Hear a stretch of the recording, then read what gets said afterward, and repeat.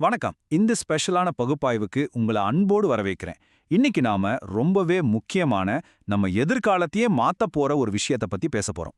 தமிழ்நாடு அடுத்த 10 வருஷத்துல நலத்திட்டங்களை மட்டுமே நம்பி இருக்காம எப்படி ஒரு முழுமையான தற்சார்பு நிலையை அடைய போகுது அப்படிங்கிறதுக்கான ஒரு மாபெரும் வரைபடத்தை தான் நாம இப்போ பார்க்க போறோம். இது ஏதோ சாதாரண பிளான் கிடையாதுங்க. நம்ம ஒட்டுமொத்த சமூகத்தையும் வேற லெவலுக்கு கொண்டு போற ஒரு கம்பீரமான பயணம். வாங்க நேரடியா விஷயத்துக்குள்ள போயிடலாம். இப்போ நம்ம எல்லார் மனசுலயும் எழ வேண்டிய ஒரு முக்கியமான கேள்வி ஒன்று இருக்கு. கடந்த 50 வருஷமா அடிப்படை தேவைகளை நம்ம சூப்பரா பூர்த்தி செஞ்சுட்டோம், அதுல எந்த சந்தேகமும் இல்ல. ஆனா ஒரு குடும்பம் இலவசங்கள் அப்படிங்கிற வட்டத்துல இருந்து வெளியே வந்து எப்படி உண்மையான சுதந்திரத்தை அடையிறது? ஒரு மாநிலம் தம் மக்களை சுயமாகவும் கெத்தாகவும் நிற்க வைப்பது எப்படி? இதுதான் நம்ம யோசிக்க வேண்டிய விஷயம். இதுவரைக்கும் நாம அடைஞ்ச வெற்றிகள் சாதாரணமானது கிடையாதுங்க. 99% ஊர்களுக்கு கரண்ட், குழந்தைங்களுக்கு மதிய உணவு, அனைவருக்கும் ரேஷன் பல விஷயங்களை சொல்லிட்டே போகலாம். ஆனா இங்கேயே நாம நின்னுட முடியாது இல்லையா? நம்மளோட அடுத்த இலக்கு வேற தளத்துல இருக்கு. இப்போ நமக்கு வெறும் இலவசங்கள் மட்டும் பத்தாது. புது புது கண்டுபிடிப்புகளை உருவாக்குற இளைஞர்கள், சொந்தமா தொழில் செய்யற பெண்கள், தூய்மையான வீதிகள், இதுதான் நம்மளோட அடுத்த மைல்கள். இந்த ஒரு மாபெரும் மாற்றத்தை உருவாக்குறதுக்கே 2026ல இருந்து 2035க்கான ஒரு கட்டமைப்பு உருவாக்கப்பட்டிருக்கு. இதுல 5 முக்கியமான தூண்டுகள் இருக்கு. இதுல முதல் தூணு தான் டிஎன்ஏசிஆர், அதாவது தமிழ்நாடு சமூக பொருளாதார பதிவேடு. இது ஏதோ குத்துமதிப்பா வேலை செய்யற சிஸ்டம் கிடையாதுங்க. ஆதார், குடும்ப வருமானம், சொத்து, சேர தொழில்னு எல்லாத்தையும் லிங்க் பண்ணி செயல்படுற ஒரு டேட்டா சிஸ்டம். இதன் மூலியமா உண்மையிலே யாருக்கு உதவி தேவை அப்படிங்கிறத துல்லியமா கண்டுபிடிச்சு அவங்களுக்கு மட்டும் சரியான திட்டங்களை கொண்டு போய் சேர்க்க முடியும். இதுல ரொம்பவே இன்ட்ரெஸ்டிங்கான ஒரு விஷயம் என்ன தெரியுமா? 50,000 ரூபாய். ஆமாங்க, ஒரு குடும்பம் வறுமை கோட்டை தாண்டி மேல வரும்போது அவங்களுக்கு கிடைக்கிற உதவிகள் உடனே நின்னுடாது. மாறா ஒரு கிராஜுவேஷன் இன்சென்டிவ் மாதிரி 50,000 ரூபாய் அவங்களுக்கு கிடைக்கும். அது மட்டும் இல்லாம அடுத்த 3 வருஷத்துக்கும் அவங்களுக்கு இலவச மருத்துவ வசதியும் உண்டு. மக்களை மோட்டிவேட் பண்ண இது எவ்வளவு பெரிய விஷயம் பாருங்க. சரி, இப்போ 2வது தூணுக்கு வருவோம். இது முழுக்க முழுக்க நம்மளோட அடுத்த தலைமுறையை ஃபோக்கஸ் பண்ணுது. அதாவது சிந்தனை மாற்றம் மற்றும் அடிப்படை மதிப்புகள்.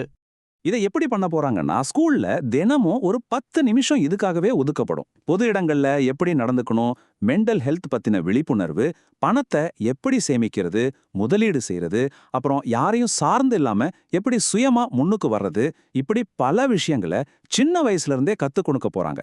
இது உண்மையிலேயே ஒரு கேம் சேஞ்சர். அடுத்து 3வது தூண். இது ஒழுக்கம், சட்டம் மற்றும் சமூக நல்லிணக்கத்தை பத்தினது. வன்முறையோ வெறுப்பு பேச்சோ இருந்தா அங்க 0 டாலரன்ஸ் தாங்க. உடனே எஃப்ஐஆர் போடப்படும். ஆனா இதுல கவனிக்க வேண்டிய ஒரு விஷயம் என்னன்னா, இது வெறும் தண்டனை மட்டும் கிடையாது. தப்பு செஞ்சவங்களுக்கு 3 மாசம் கவர்மெண்ட் ஹாஸ்பிட்டலையோ இல்ல முதியோர் இல்லத்திலயோ கட்டாய சமூக சேவை இருக்கு. ஒருத்தரை தண்டிச்சு ஒதுக்குறத விட திருத்தி சமூகத்தோட இணைக்கிறது எவ்வளவு முக்கியம்னு இது காட்டுது. இப்ப 4வது தூண். இது நம்ம பொருளாதார உற்பத்தி திறன் மற்றும் திறன் மேம்பாடு பத்தின ஒரு அதிரடியான திட்டம். ஆதரவிற்கான வேலை கொள்கைன்னு ஒரு அருமையான சிஸ்டம். அதாவது நீங்க அரசாங்கத்துக்கிட்ட இருந்து உதவிகளை பெறீங்கன்னா அதுக்கு பதிலா மாசம் ஒரு 10 மணி நேரம் சமூகத்துக்காக வேலை செய்யணும். மரம் நடுறது, குளங்களை சுத்தப்படுத்துறது, இல்ல மத்தவங்களுக்கு சொல்லிக் கொடுக்கறதுன்னு எதுவா வேணா இருக்கலாம். நீங்க பெறுறீங்க, அதுக்கு பதிலா உங்க உழைப்ப சமூகத்துக்கு திருப்பி கொடுக்குறீங்க. எப்படிப்பட்ட ஒரு சமநிலை பாருங்க. அடுத்து ஃபைனலா 5வது தூண். இது வெளிப்படையான மற்றும் பொறுப்பான நிர்வாகம். இங்க தான் குடிமக்கள் பொறுப்பு குறியீடு, அதாவது சிஆர்ஐன்னு ஒரு வருடாந்திர மதிப்பீடு வருது.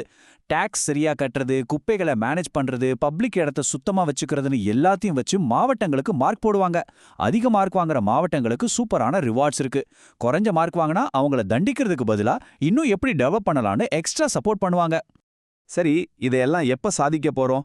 2026ல இந்த திட்டத்தோட பைலட்டை ஆரம்பிச்சு ஒவ்வொரு வருஷமும் புது புது விஷயங்களை இம்ப்ளிமெண்ட் பண்ணி 2035க்குள்ள ஒரு பிரம்மாண்டமான இலக்கை அடைய போறோம். அதாவது நம்ம மக்கள் தொகையில 10%க்கும் குறைவானவங்களுக்கு மட்டும்தான் தொடர் நலத்திட்டங்கள் தேவைப்படும் அப்படிங்கிற ஒரு பவர்ஃபுல்லான நிலையை உருவாக்குறது தான் நம்ம டார்கெட். இந்த மாபெரும் இலக்கை அடைய மாவட்டங்களை 3 டயரா பிரிச்சிருக்காங்க.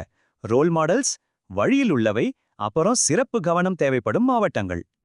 இப்போ உதாரணத்துக்கு சிறப்பு கவனம் தேவைப்படுற ராமநாதபுரம் மாவட்டத்தை எடுத்துப்போம். அங்க மீன்வள மையங்கள், புதுசா 5 மனநல மையங்கள், டூரிசம் ட்ரைனிங்னு அவங்களுக்கு ஏத்த மாதிரி ஒரு 2 வருஷ ஸ்பெஷல் பிளான் வச்சிருக்காங்க. நீங்க எந்த ஊர்ல பிறந்திருந்தாலும் சரி, உங்களுக்கான முழுமையான கவனம் கிடைக்கும் அப்படிங்கறத இது ஆழமா பதிவு செய்யுது. நாம இதுவரைக்கும் பார்த்த இந்த விஷயங்கள்ல இருந்து எதிர்காலத்துக்கான 3 முக்கியமான பாடங்களை கத்துக்கலாம். அந்த 3 பாடங்கள் என்னன்னா, முதல் விஷயம், நலத்திட்டங்கள் அப்படிங்கிறது மக்களை கைதூக்கி விடுற ஒரு ஏணியா இருக்கணுமே தவிர அதுவே அவங்களுடைய இறுதி இடமா மாறிடக்கூடாது. ரெண்டாவது, வெறும் பணத்தை விட மக்களோட மனநிலையிலையும் சிஸ்டத்திலையும் வர மாற்றங்கள் ரொம்ப ரொம்ப சக்தி வாய்ந்தது. மூணாவது, முழுமையான வெளிப்படைத்தன்மை. இது மக்கள் மத்தியில ஒரு பெரிய நம்பிக்கையை உருவாக்கும். அந்த நம்பிக்கை வளர்ச்சியோட வேகத்தை பல மடங்கு அதிகமாக்கும். நம்ம ஊர்ல பெரியவங்க சொல்ற ஒரு பழமொழி இருக்கு, குடுத்தவன் கோடி குடுத்தாலும் மானம் பெரிது. ஒரு நிமிஷம் அப்படியே கண்ண மூடி 2035ல நம்ம தமிழ்நாடு எப்படி இருக்கும்னு யோசிச்சு பாருங்க. ஒவ்வொரு மனிதனும் எந்த தயக்கமும் இல்லாம தற்சார்போட தன்னோட சொந்த கால்ல கம்பீரமா நிக்கிற ஒரு மாநிலம். ஏன்னா உண்மையான செல்வம் நம்ம சுயமரியாதையிலையும் கண்ணியத்திலையும் தான் இருக்கு. இந்த பகுப்பாய்வோட முடிவுக்கு நாம வந்துட்டோம். இப்போ உங்ககிட்ட ஒரு கேள்வி. இந்த மாபெரும் பயணத்துல நீங்க எங்க இருக்கீங்க? 2035ல உங்க மாவட்டம் என்ன மாதிரியான ஒரு கதைய உலகத்துக்கு சொல்ல போகுது? யோசிங்க. ஏன்னா உண்மையான நிரந்தரமான மாற்றம் அப்படிங்கிறது நம்மகிட்ட இருந்து தான் தொடங்கணும்.